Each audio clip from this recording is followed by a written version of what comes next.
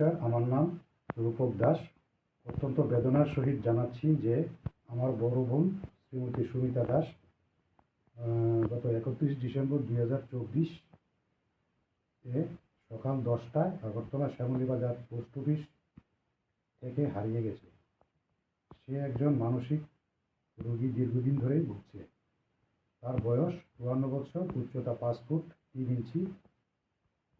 তার পরনে ছিল খয়েরি রঙের চুড়িদার এবং চকলেট কালারের জ্যাকেট, লাল রঙের পাম শু।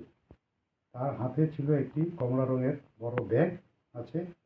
কোনো সহৃদয় ব্যক্তি যদি সন্ধান পান তাহলে অনুগ্রহপূর্বক এই মোবাইল নম্বরগুলিতে যোগাযোগ করুন। মোবাইল নম্বরগুলি হলো 9485379736 এবং 8732883767 এবং 8415801592।